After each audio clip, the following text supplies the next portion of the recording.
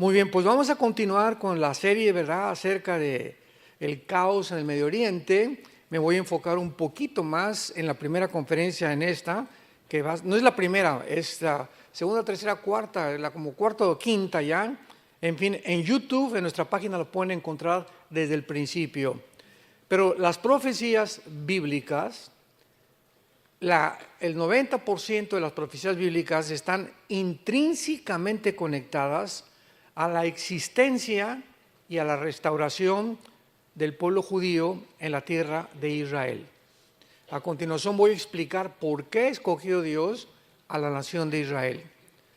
La nación de Israel se menciona 2,200 veces en la Biblia, 2,200 veces en el Antiguo Testamento y más de 70 veces en el Nuevo Testamento.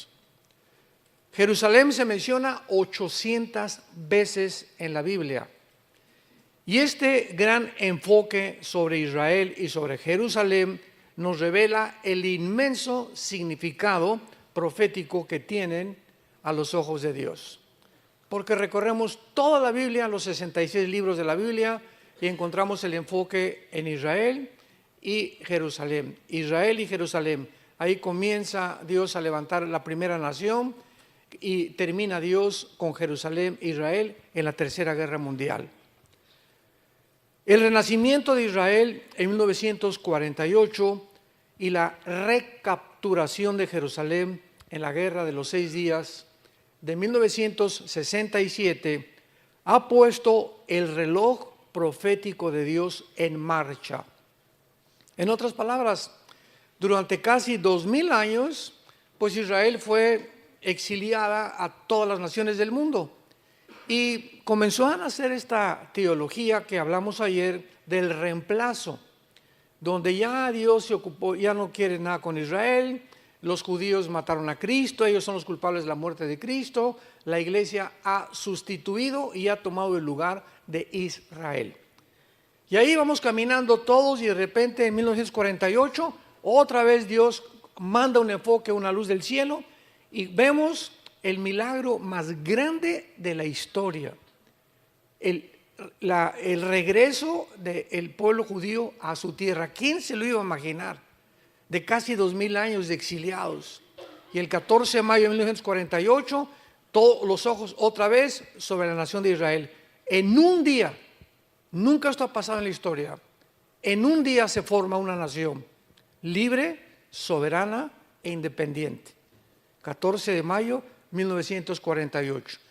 Entonces se vuelve otra vez el enfoque de Israel, vienen las guerras de los árabes contra ellos, el 56, el 67, recapturan Jerusalén, tuvieron que entregar la otra mitad de Jerusalén porque las Naciones Unidas les obligaron, pero otra vez se vuelve a enfocar hacia Israel y vemos desde el 48 a nuestros días, mucha gente me ha preguntado, ¿cuándo considera usted que las profecías bíblicas finales comenzaron a cumplirse? Y les contesto sin lugar a dudas, a partir de 1948. ¿Por qué? Porque si Israel, escuchen esto, si Hitler hubiera exterminado a los judíos, todas las profecías finales no se hubieran cumplido. Si Hitler hubiera exterminado a los judíos, ¿quién iba a perseguir al final de la tribulación a los judíos si no es el anticristo? Tenían que existir como nación. Si Israel no hubiera regresado en el 48, ¿cuál es la construcción del tercer templo? Porque está profetizado que van a construir el tercer templo. Es más, ya tienen casi todo listo en Israel para la reconstrucción del tercer templo. Entonces, todas estas profecías ubicadas al final de la historia tenían que cumplirse, pero para ello tenía que Israel regresara a su tierra después de casi 2000 años de exilio. Entonces, esto es de una forma, como dicen en inglés, amazing, es una forma asombrosa.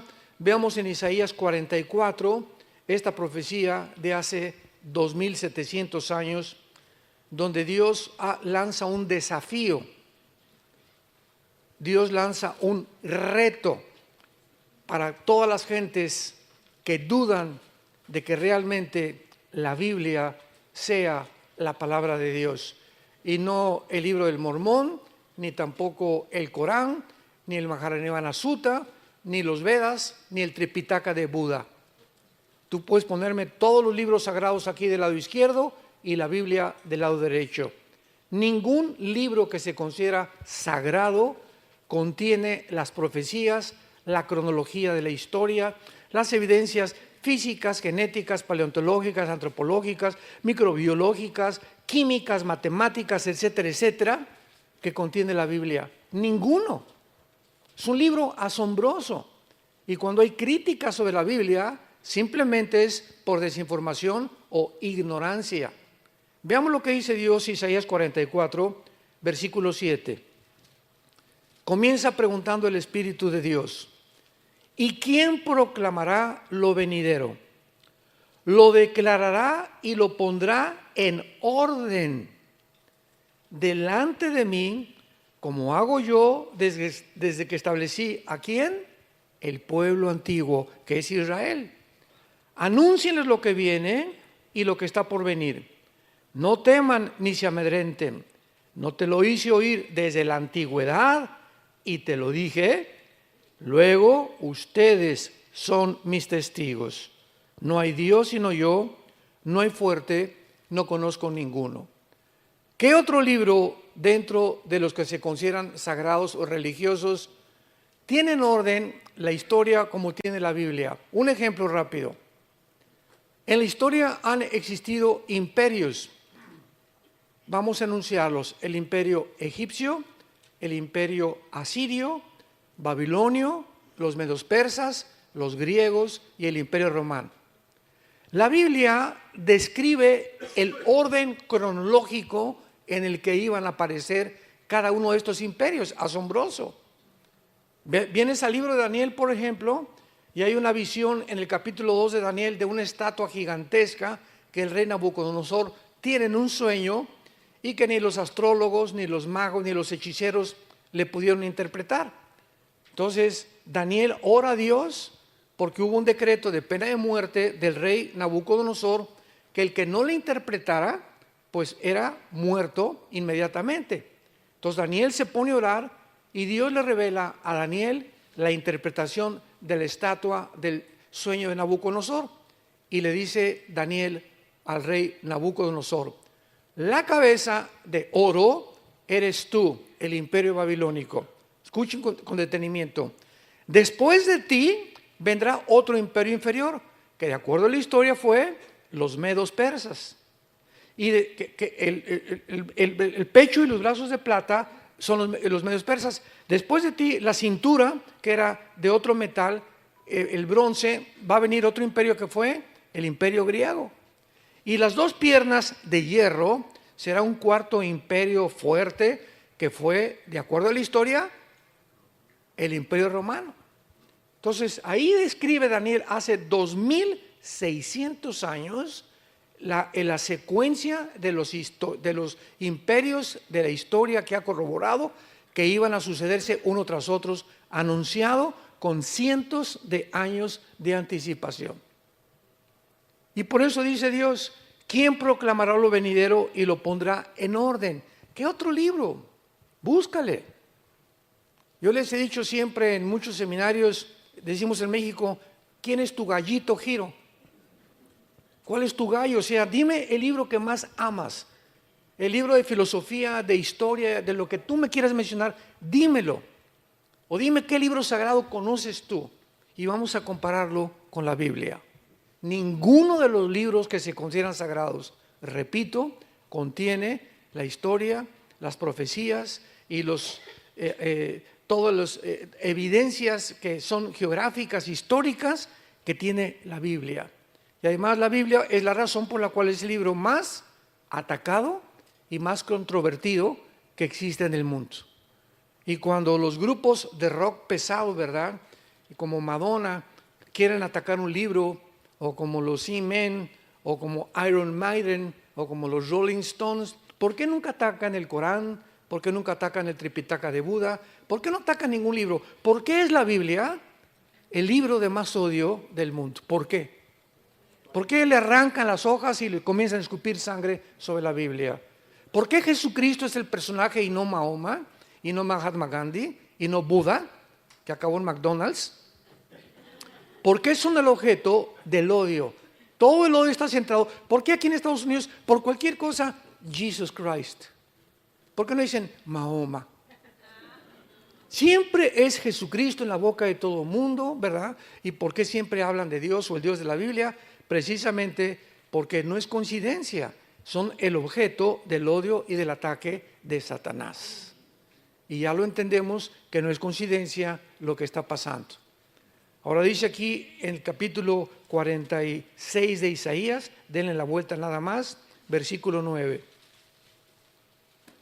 Isaías 46. Acuérdense, dice Dios, acuérdense de las cosas pasadas desde los tiempos antiguos, porque yo soy Dios y no hay otro Dios y nada hay semejante a mí, que anuncio lo por venir desde el principio y desde la antigüedad, lo que aún no era hecho, y que digo, mi consejo permanecerá y haré todo lo que quiero, que llamo desde el oriente a la ve y de tierra lejana al varón de mi consejo.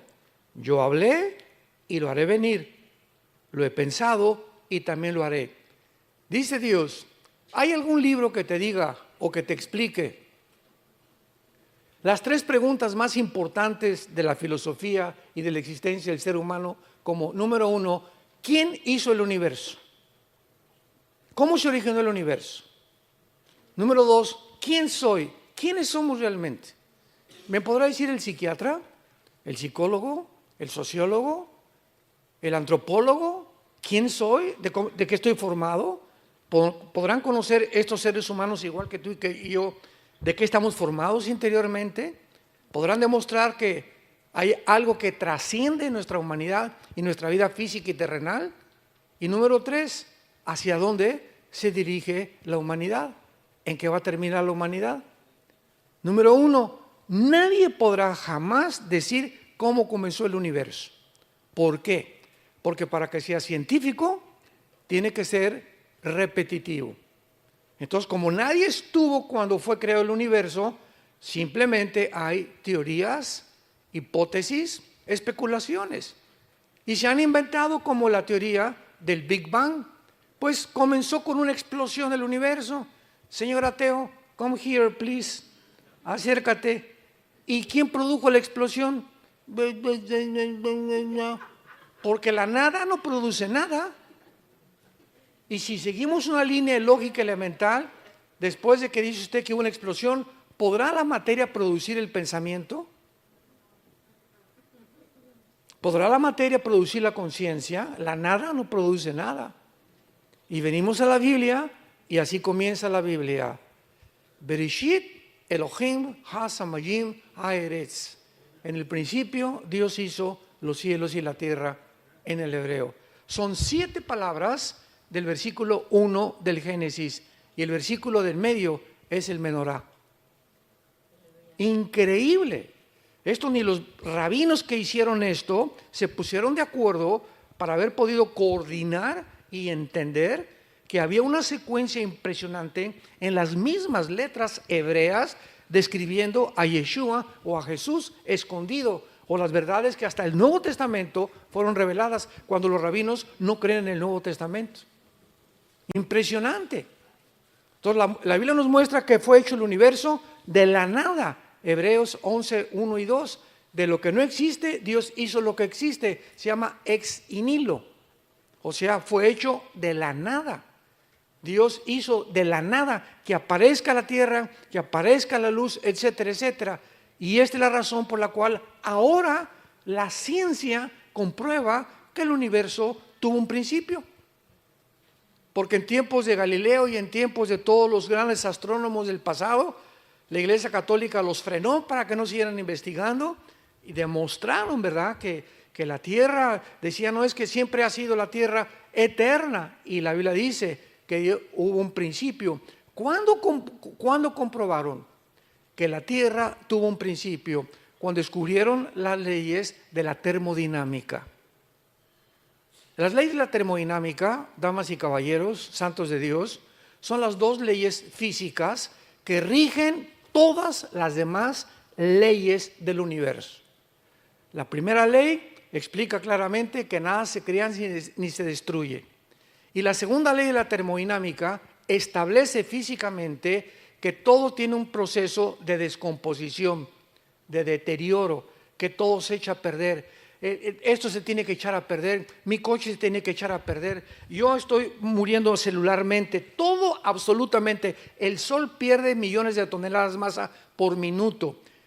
El universo está bajo una ley que antes de que se descubriera las leyes de la termodinámica, la Biblia le llama la ley de la corrupción.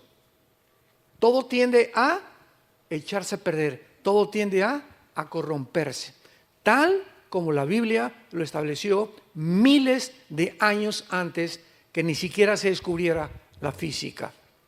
Así que esto es increíble. Cuando tenemos toda esta información, nos damos cuenta que la Biblia sobrepasa la comprensión de la misma ciencia, porque antes que la ciencia descubra algo, la Biblia se anticipó.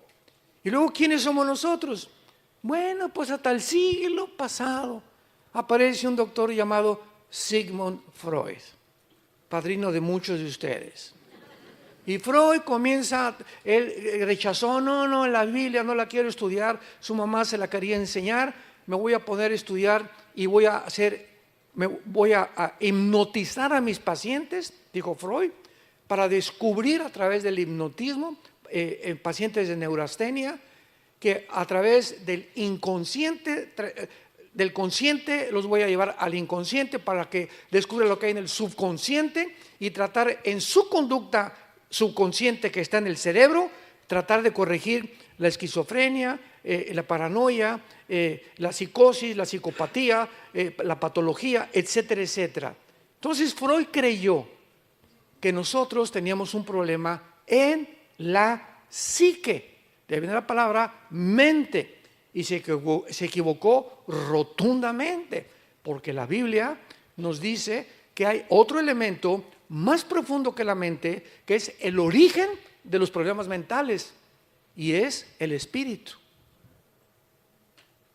Entonces, ¿quién nos puede decir que existe el espíritu? No se puede meter un aparato de rayos X y detectar, somos espirituales. No, la Biblia nos los revela, somos un espíritu. Tenemos un alma, que es la psique, donde están las emociones, los sentimientos, la voluntad y el intelecto, y vivimos dentro de un envase, una cáscara, una botella que se llama el cuerpo humano. El cuerpo humano se va deshaciendo cada día más y más y más, pero el alma y el espíritu son eternos, tanto para los que van a ser condenados eternamente como para los que tienen la salvación eterna también.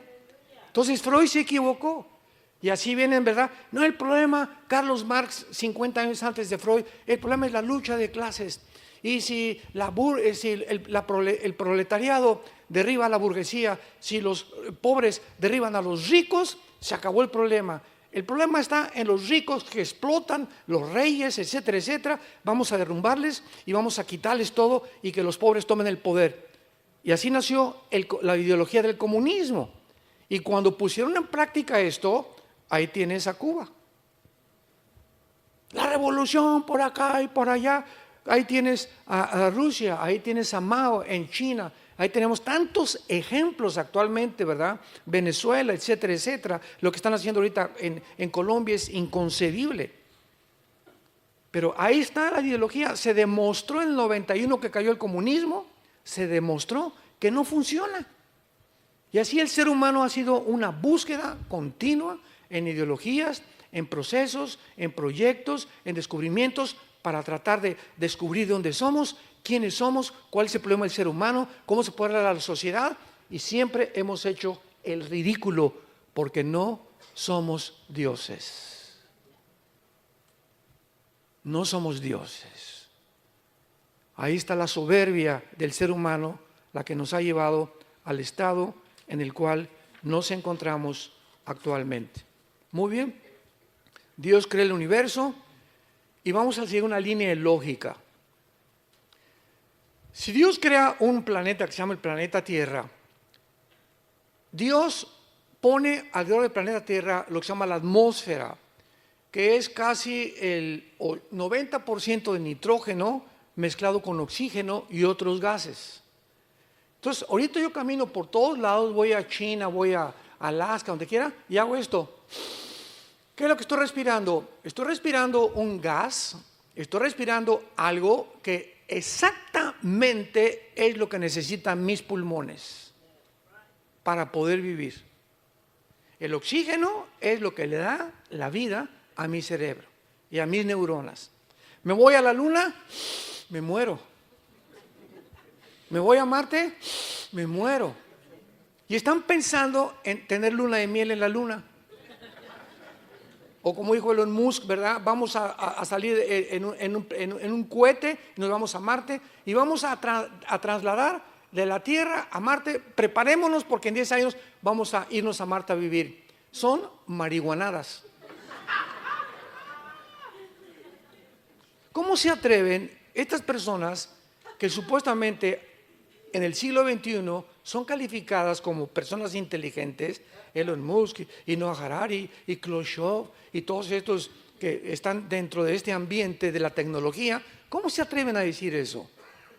Por más que, ¿cómo vamos a ver el oxígeno a Marte? ¿Cómo le voy a dar un beso a mi esposa? ¿Con una escafandra? Mejor me voy a Cancún, de luna de miel. Bueno, son tantas tonterías, pero siempre aspirando, ¿verdad? Y la Biblia declara claramente que Dios formó este planeta a comparación de todo el universo que existe, con las condiciones, los árboles. La manzana contiene características nutriológicas, vitamínicas que mi cuerpo necesita. El plátano, el potasio que mi cerebro necesita. Las uvas tienen el resveratrol que mi cuerpo y mi sangre necesita. Las mandarinas, los limones, las vitaminas que necesito, vitamina C. Todo a nuestro alrededor está relacionado con nuestra sobrevivencia. Damas y caballeros, señores ateos, ¿coincidencia? ¿Coincidencia? ¿Cómo es posible que nos atrevamos a creer que aparecimos por coincidencia? El mar, el agua que tenemos, las montañas, las puestas de sol, nos ha puesto Dios en un huerto, en un paraíso maravilloso. Y este paraíso lo hemos convertido en un basurero. Ya contaminamos el agua del mar, ya contaminamos la comida, ya contaminamos el aire, ya contaminamos el agua, hemos contaminado todo a nuestro alrededor, demostrando que el diagnóstico que Dios tiene en la Biblia es verdadero. El ser humano es autodestructivo. ¿Por qué fuma don Pancho? Porque me gusta, pastor. Oye, ¿qué dice la cajetilla? Este producto es nocivo para la salud. ¿Qué no le ha ido? Chichepo. ¿Y entonces por qué sigue fumando? Porque me gusta. O sea, su razón no funciona. Mi razón me dice, me estoy envenenando, pero mis gustos y mis pasiones dominan mi manera de pensar, demostrando que somos autodestructivos. ¿Por qué se emborracha don Pancho? ¿No sabe que el alcohol le da cirrosis, el hígado, el estómago, los pulmones, la garganta, el esófago, la tráquea, la lengua, los ojos van a parecer calavera en 5 años cuando los tenga usted de tanto tequila que toma? Sí, lo sé. ¿Y por qué se sigue emborrachando? Si sabe que está echando a perder su vida, echando a perder su matrimonio, sus hijos y su trabajo, ¿por qué lo hace? Porque me gusta. O sea, esto nos demuestra que el ser humano no es gobernado por la razón, sino por sus pasiones. Tal como lo dice Romanos 7, el mal que no quiero, eso hago. El bien que quiero hacer, no lo hago. Porque cuando quiero hacer lo bueno, cuando quiero dejar el cigarro, cuando quiero dejar el alcohol, cuando quiero dejar la pornografía, encuentro que hay un poder dentro de mí, sígame con cuidado, un poder dentro de mí maligno, que me lleva a hacer lo que yo no quiero. Yo no quiero fumar, pero me gusta. Yo no quiero la pornografía, pero me siento atado como un esclavo. Yo no me quiero emborrachar, pero me siento... Y entonces se inventan centros de rehabilitación, alcohólicos anónimos, etcétera, etcétera, para tratar de ayudar a la gente a salir de sus prisiones en las que nos encontramos. Y no hay ningún antídoto. Un psicólogo, un psiquiatra, ningún hospital psiquiátrico puede sanar a nadie. la Biblia dice que hay solamente un antídoto, se llama la sangre de Jesucristo.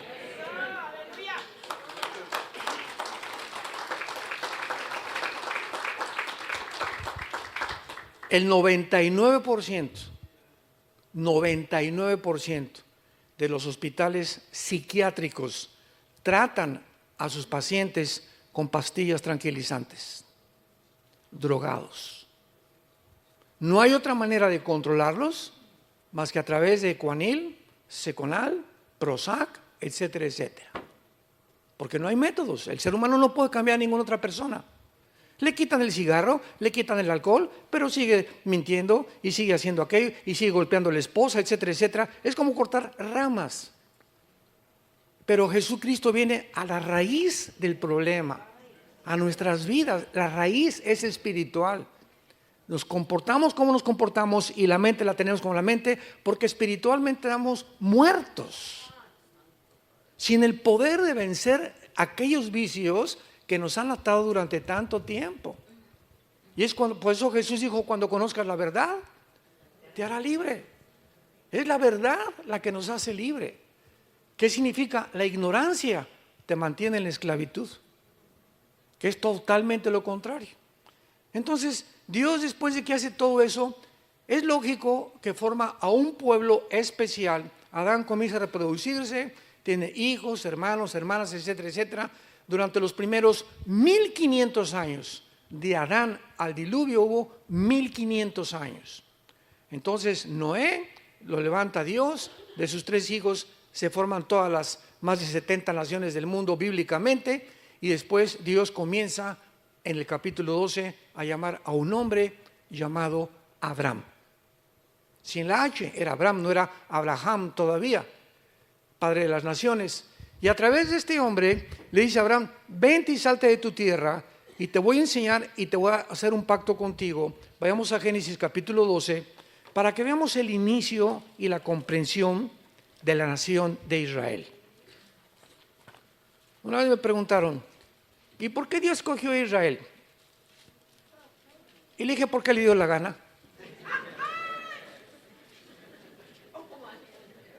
¿Y por qué no España? Si hubieran sido España, ¿y por qué no los franceses? Y si hubieran sido los ingleses, ¿y por qué no los alemanes? Y si hubieran sido los italianos, ¿y por qué no los griegos? Simplemente Dios es soberano. Y Él escoge a una persona para formar un estado, un patriarcado, un estado y después una nación. Y el propósito de Dios es que a través de esa persona, y Abraham no era judío, Abraham fue llamado de Irak. Él no era judío, el judaísmo nació mucho tiempo después. En aquel tiempo todos eran gentiles. Pero Dios llama a una persona por formar una nación y para que a través de esa nación, que es Israel, pudo haber sido México, vuelvo a repetir, o los italianos, o los ingleses, Dios escogió la nación más insignificante del mundo. Un puntito en medio de todas las demás. Israel es del tamaño de Nueva Jersey, lo más grande que puedas imaginarte, rodeada de las más grandes naciones del mundo, como China, Rusia, mira nada más la extensión de territorio que tienen. Israel es un puntito que trae loco al mundo ahorita. Dios lo hace principalmente para que las demás naciones entendieran que de ese pueblo llamado Israel, Dios le entrega a ese pueblo las leyes espirituales, las leyes morales y las leyes higiénicas de lo que debemos comer y lo que no debemos de comer. Y para que ese pueblo las divulgara a todas las naciones y se convirtiera Israel en la luz de las naciones.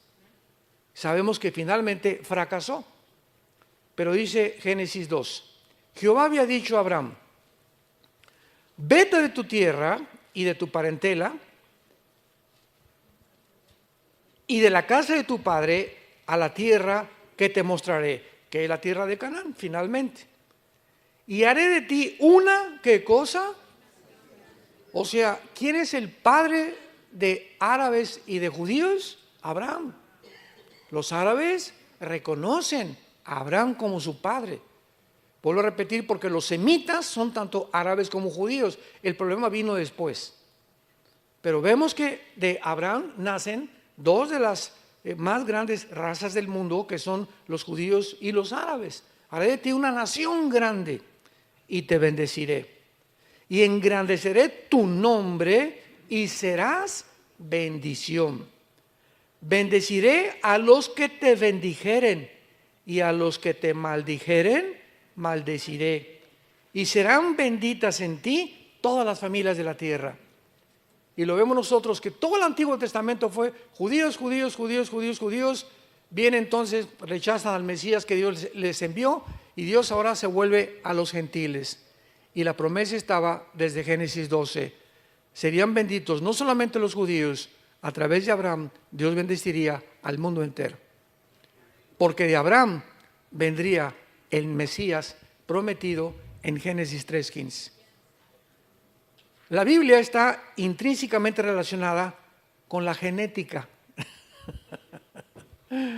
Con la genética. Porque cuando nace Jesucristo, se le aparece el ángel Gabriel a María y le dice: María, no te asustes, te va a comenzar a crecer la pancita. Y le contesta María, ¿verdad? Imagino que le habría dicho: pero no hemos ido ni a Cancún de luna de miel. Estaban desposados, estaban comprometidos nada más. No podían tocar a su novia, era mortal, era muerta a pedradas el adulterio o la fornicación antes de casarse. Y entonces se le aparece también a José, el ángel Gabriel, y le dice en Mateo y en Lucas: no temas de recibir a tu mujer, porque la pancita no es del lechero, ni del panadero, ni de nadie, ¿verdad? Ese santo ser que van a nacer no es tuyo, pero no te asustes. Ella no ha sido adúltera, sino que ha sido escogida por Dios para que lo que nazca sea llamado el producto del Dios Altísimo. Y ustedes no le van a poner nombre, ¿eh? Dios dice que le pongan Yeshua, que le pongan Jesús. La pregunta es la siguiente: ¿por qué José y María no podían tener relaciones? Porque tú y yo hemos nacido de papi y de mami, todos nosotros. ¿Por qué Jesús no podía nacer de la relación física entre un hombre y una mujer como toda la raza humana? Aquí está la genética. Y no es hasta 1954, querido, que el doctor Crick y el doctor James Watson se les dé el premio Nobel de Medicina por descubrir la hélice o la molécula del ADN, el DNA, o el ácido desoxirribonucleico.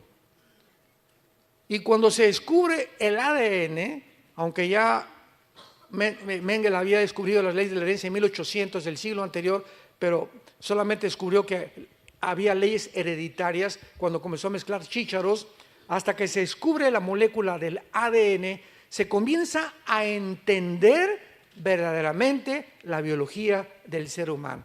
Los hombres tienen el cromosoma Y que no tienen las mujeres. Las mujeres tienen los dos cromosomas X que no tenemos los macho camachos.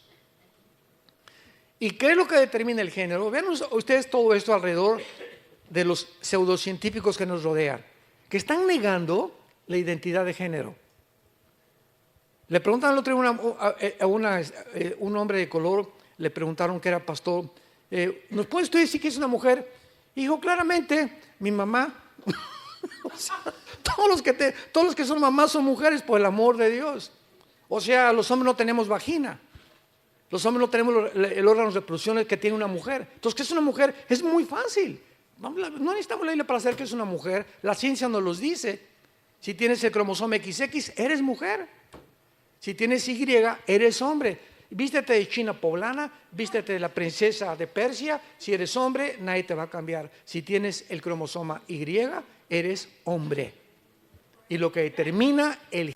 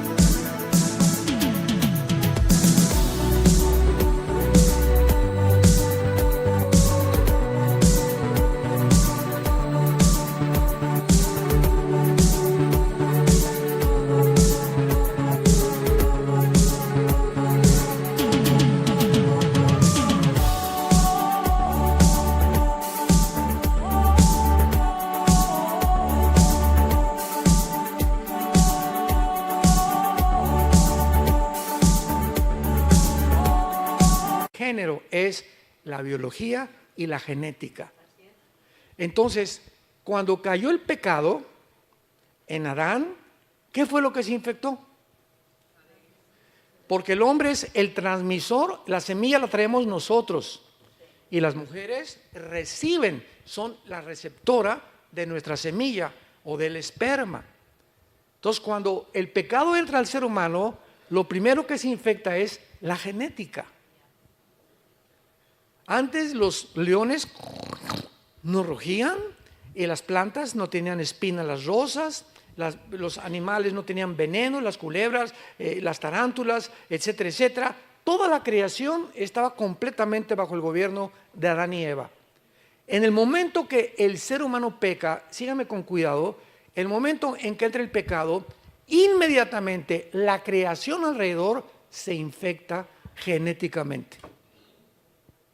Cambia la genética de los leones, porque el chip que había puesto en los leones era que no rugieran, ni que mataran, ni se alimentaran de carne viva.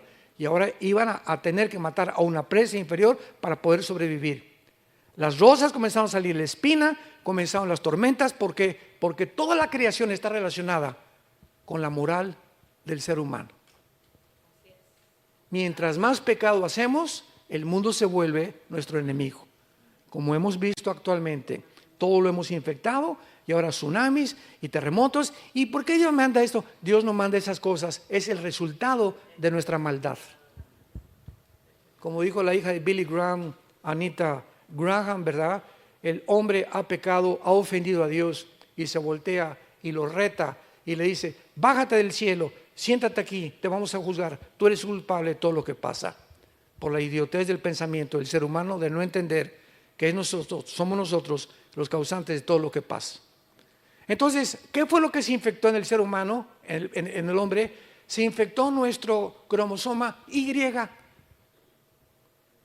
Y entonces, desde Adán a nuestros días, todos nosotros tenemos hijos, le comunicamos el esperma, viene la fertilización, la mujer recibe los 23 cromosomas que tenemos nosotros, se junta con los 23 cromosomas, se junta un cigote 46 cromosomas, y en el momento de la fertilización es en el momento en que Dios manda su espíritu. Pero la infección genética viene del alma. ¿Lo sabían? Qué interesante, ¿verdad? ¿Por qué? Porque el pecado se transmite a través de la sangre. Levítico capítulo 11, la vida de la carne está en la sangre. Y la palabra vida en el hebreo es nepesh, que es el alma. El alma se encuentra en la sangre. Dios no crea a un niño recién nacido y le da el pecado. El niño trae por herencia genética el pecado. Romanos 5:12. Estoy respaldando lo que estoy diciendo. Dice Romanos 5:12 Pablo: así como el pecado entró al mundo por un hombre, escuchen, hace 2000 años que escribió Romanos. Así como el pecado pasó, ahí está hablando de una transmisión. El pecado pasó a todos los hombres y por eso tenemos que morir. Entonces, ¿cómo pasó? No se puede descubrir ese paso, esa transmisión, hasta que se descubrió la genética. 1954. El pecado se transmite genéticamente. Y hace poco, la semana pasada, mi esposa le enseñé un video que me mandaron, donde se acaba de descubrir, con tanta tecnología que hay ahorita, que en el momento de la fertilización, el óvulo, así lo filmaron con unas cámaras especiales, comienza por primera vez, esto es único en la ciencia moderna, comienza el óvulo a emitir una luz que nunca habían visto y comienza a ser así, mandando luz. Ahí traigo en mi DS, se los mando si quieren. Comienza el óvulo a hacer así, a mandar luz. Y la ciencia ahí se quedó, ¿no? Y le dije a mi esposa: mira lo que dice el Salmo 139, mi embrión vieron tus ojos. Porque ahorita los médicos, ¿cuándo comienza la vida? Al mes, a los 2 meses, a los 4 meses. ¿sabes qué? Nadie puede saber cuándo comienza la vida más que Dios. Y bíblicamente, en el momento de la fertilización, somos seres humanos. En el momento de la fertilización, ahí se encuentran todos los componentes genéticos y todo el ADN que va a decir, tus orejas van a ser de papalote y vas a tener la boca trompudo y vas a tener el pelo así, de esta estatura, tu color de piel, todo está potencialmente, genéticamente, ya tú vas a ser hígado, tú vas a ser corazón, tú vas a ser páncreas, tú vas a ser riñones, todo está programado desde que los 23 cromosomas de mi papá y los de mi mamá se juntaron y formaron. Y el momento de la fertilización, Dios hace esto. Y comienza a brillar, porque el espíritu viene de Dios. Cuando mi perro se juntó con mi perra, no hizo Dios así. Cuando el gato se juntó con la gata, Dios no hizo. Ni cuando el caballo se juntó con mi yegua, tampoco hizo Dios. Porque nadie fue creado a imagen y semejanza de Dios más que nosotros. Es la gran diferencia entre nosotros y los animales. Entonces, José traía el cromosoma Y infectado. Entonces, si hubiera tenido relaciones con María, Jesús hubiera nacido en pecado. Y el Mesías no podía nacer en pecado. Porque en la cruz tenía que morir uno que era Dios y tenía que ser hombre. Número uno, tenía que ser Dios, porque si Jesús no hubiera sido Dios, Dios es el único que perdona pecados. En la cruz no podía morir un ángel, ni el Papa Juan Pablo II, ni tu padrino Francisco, ni la Virgen del Socorro, ni Abraham, ni Isaac, ni Jacob, ni un ángel, ni un querubín. Nadie podía estar en la cruz pagando por nuestra maldad más que Dios mismo. Y al mismo tiempo que tenía que ser hombre, porque para que pudiera identificarse con nosotros tenía que haber nacido de una mujer. Entonces Jesús era 100% Dios y 100% humano. Tenía las dos naturalezas. Tú eres 100% humano y eres 100% criatura creada a la imagen de Dios. El anticristo va a ser 100% humano y 100% satánico, porque lo va a poseer un principado satánico al anticristo. Entonces tenemos que entender la naturaleza espiritual para comprender no solamente la Biblia, sino también el mundo que nos rodea. Jesús tenía que nacer virginalmente. Como fue profetizado, nacerá la virgen y tendrá un hijo.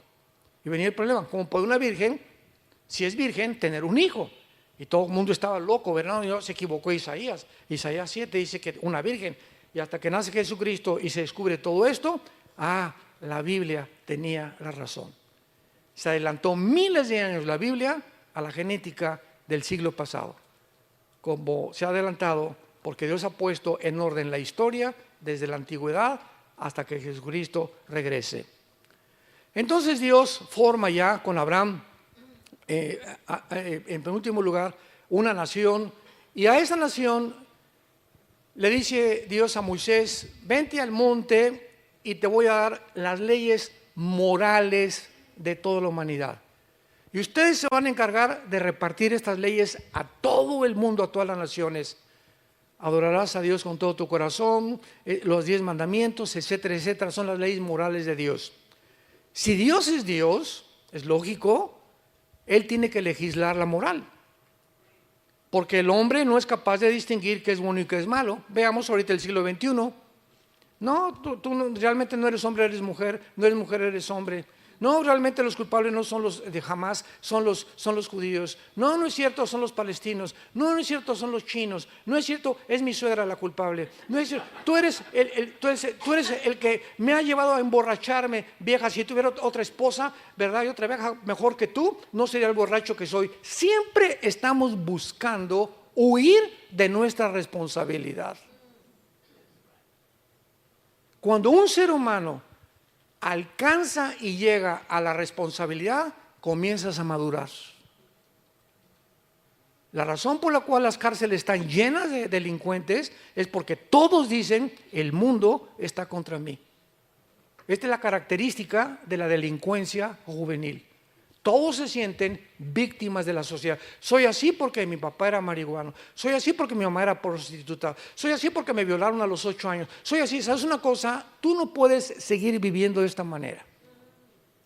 Si tú mantienes ese rencor y esa amargura en tu alma, creyendo que hay una fuente fuera de ti que ha hecho lo que tú eres, te olvidas que la gracia de Dios es más grande. Y que para eso vino Jesucristo. Vengan a mí los que están cargados de culpa, de vergüenza, con conciencias que te atormentan, y aquí y allá, y yo te haré descansar. Es el mensaje que Dios te dice, ven a mí. A eso vine al mundo, a poder limpiar tu conciencia de todo lo que en tu pasado el mundo tal vez lo hicieron, pero yo puedo quitarte esto y hacerte una nueva criatura. Porque el que está en Cristo, nueva criatura es. Entonces Dios le da las leyes morales, los 10 mandamientos, las leyes higiénicas, Levítico capítulo 11, no coman cuche, o puerco, o cerdo, no sé cómo le llaman aquí. No coman, y pasan los años y se descubre que la carne de puerco tiene colesterol. Nadie sabía qué era el colesterol. Y comienzan a descubrir, no comas azúcar, las conchas de la tía rosa y los guris, etcétera, etcétera, porque el azúcar es el veneno más grande que hace que el cáncer sobreviva.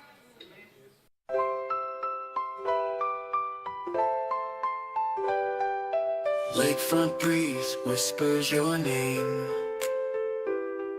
City lights dancing in neon flame. Heartbeats quick in a sweet refrain. Your laugh cuts through the summer rain. Electric dreams in your eyes so bright. Bassist grooves with all his might. Holding hands beneath the Willis Towers light. This windy city feels just right. The Navy Pier Ferris wheel spins above as the music takes control, whispers of love. Oh darling, this magic won't fade. Beneath the stars a love parade. With you by my side unafraid. Magic's real, forever will stay. Guitar solo sings sweet serenade. Your voice is honey, love sweet parade. Chicago blues melt away the shade. In your arms, a future we've made. Drums are beating a rhythm so true. Never want this night to end, just me and you. 80s synth keeps the feeling new. Chicago magic forever will pursue. Oh darling, this magic won't fade. Beneath the stars a love parade. With you by my side unafraid. Magic's real, forever will stay. The doggone night, a memory to hold. A love story forever told. In this magical city our hearts unfold. Chicago night forever will hold.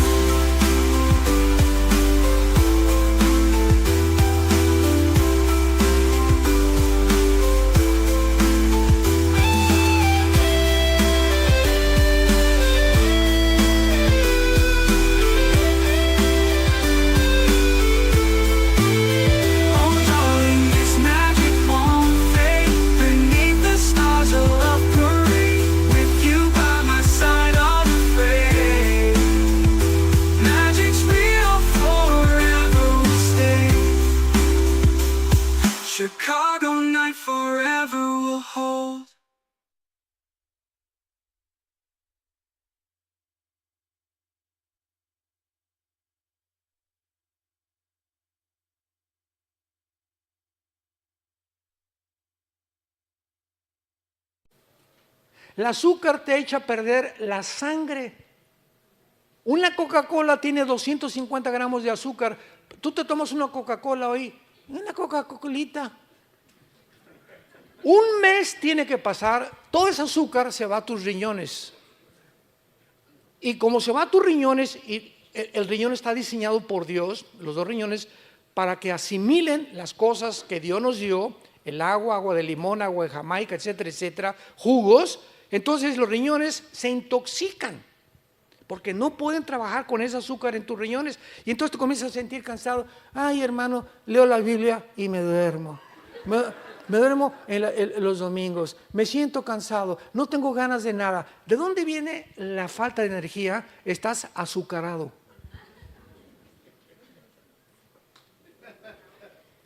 Dios nos dio las leyes, no coman ustedes conejos tampoco, no coman la langosta, es el plato más caro y el que más colesterol tiene. Qué inteligente es el diablo, ¿verdad? Y nos da las leyes de la alimentación para que sepamos distinguir que en las mañanas, lo primerito que tenemos que tomar no es por el amor de Dios, se los suplico, se los ruego, no sea el café. Imagínate, es una como hoy express tu estómago, le pones ácido y peor que no tenga crema. Todavía capuchino. Y todo, lo primerito que diga es café y comienza toda tu flora intestinal a asimilar todas estas cosas, todo el ácido, comienza a producirte problemas de gastritis, etcétera, etcétera. Lo primerito que el estómago tiene que recibir es fruta. Nunca comas fruta después de comer. ¿Para qué le pones ya a la olla express? Y ahí está el cuche que traes ahí, el cabrito de Monterrey que traes ahí, los chilaquiles, el pozole de Puebla y de Oaxaca. Y arriba la fruta, pues ya no, tu estómago ya no puede jalar la fruta, todas las vitaminas que necesitamos, que es lo primero que tienen. La fruta es lo más alimenticio que existe, y las lechugas y las ensaladas. Y después ya ponle todo lo que quieras, huevos, omelette, pero tiene que tener fruta en ayunas el estómago para que funciones con salud. Todo está en la Biblia. Y así somos de tercos y por eso, ay, me duele, y sáqueme el espíritu que tengo aquí, hermano. Señor de los cielos, espíritu de retortijón. Dios le da las leyes morales a Dios, las leyes higiénicas, y Dios en Deuteronomio le da las leyes civiles de cómo gobernarnos. ¿Cómo debe un gobierno gobernar al pueblo? Y esta bendición se encuentra no en el derecho romano, no en los griegos, se encuentra en la Biblia.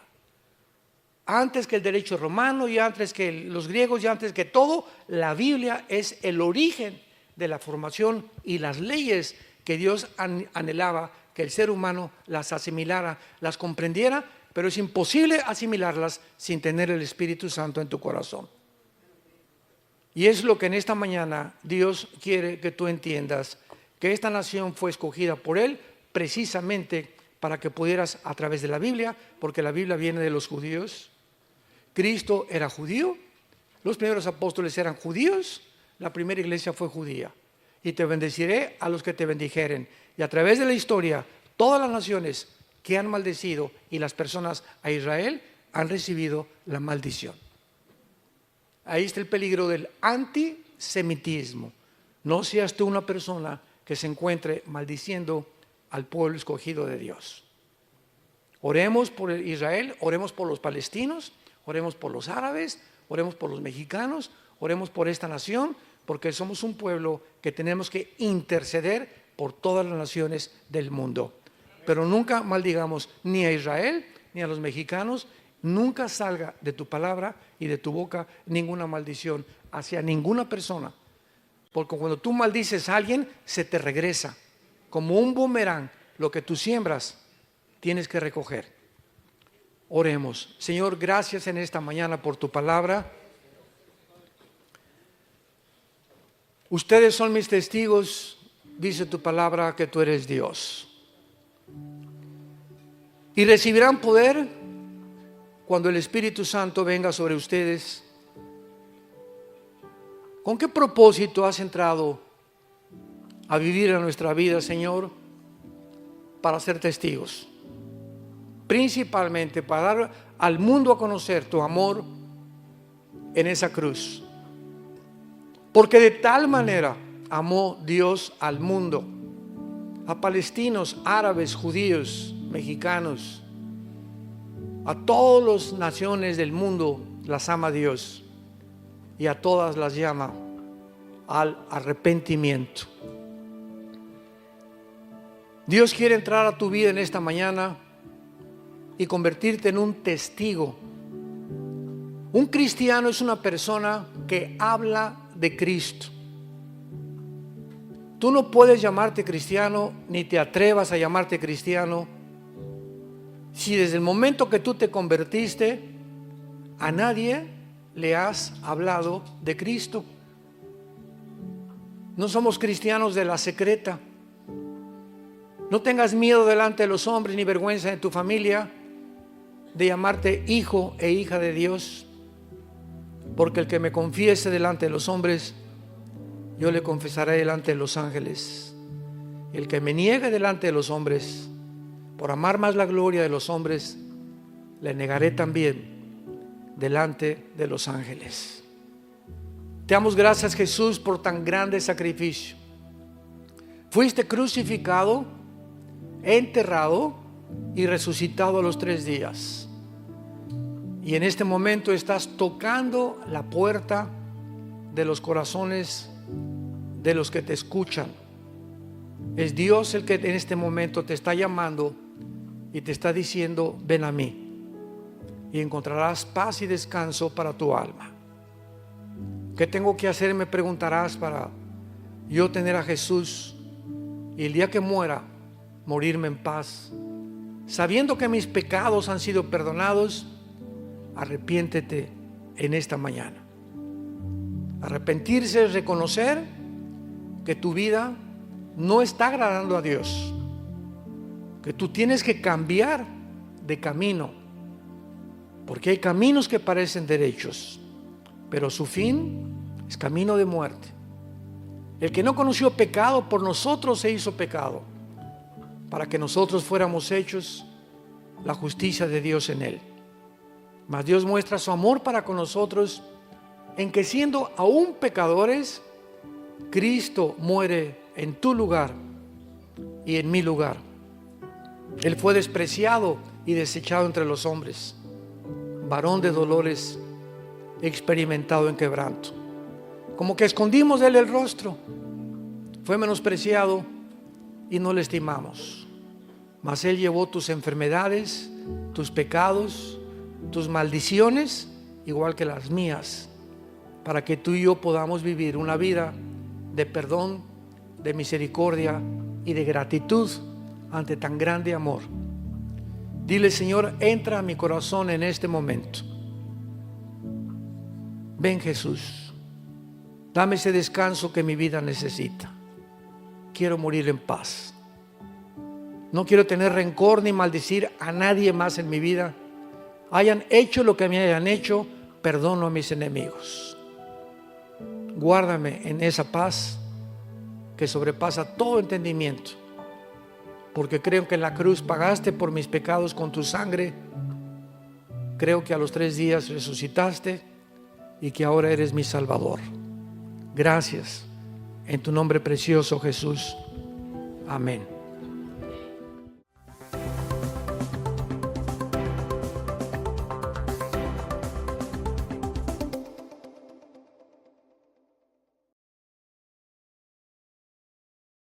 ¿Qué tal? Me da muchísimo gusto saludarles y quisiera simplemente comunicarles que gracias a todos ustedes a través de todas las naciones en el mundo que aman la palabra de Dios y que realmente están interesados en que nosotros como organización Vida Nueva para el Mundo continúe predicando el Evangelio de la gracia de Jesucristo, podamos nosotros continuar haciéndolo gracias a sus donaciones.